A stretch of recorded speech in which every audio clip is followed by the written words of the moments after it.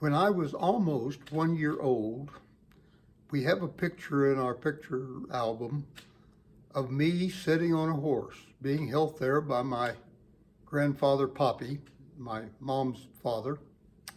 And that horse that I'm sitting on was one that was named Booger.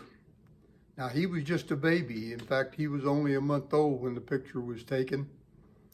But he became my tricycle, my bicycle, my motorcycle.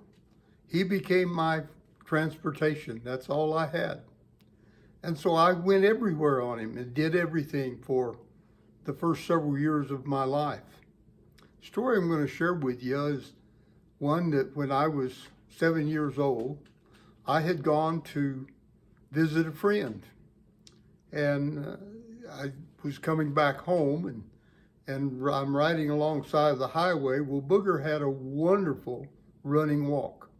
It was almost 8 miles an hour that he could go at a running walk. And so I'm pushing him because people are driving by and I want them to like my horse and see what he can do. And so I'm riding along there and this big black Cadillac comes by me from behind and pulls over off of the highway and a man gets out of the Cadillac. And I mean, he's a big man. He's probably 6'3" and 240 pounds.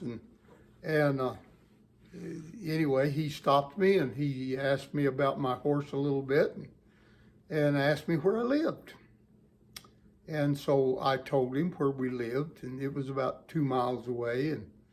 And he gets in his car and he turns at the corner and he heads toward where I lived. Well, I just knew he was going to try and buy my horse.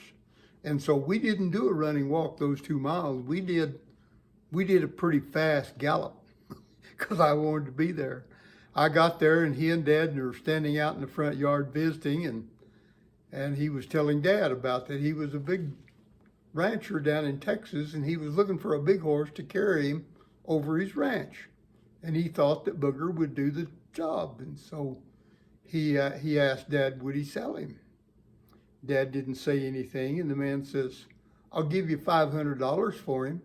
And $500 then was a lot of money. That would have bought a pretty nice used pickup. Okay? And so this was 74 years ago. I just knew I was going to be out of horse. Dad was standing there looking at the man, and he said, well, he said if I sold him, the boy wouldn't have a horse to ride. So I guess he's not for sale.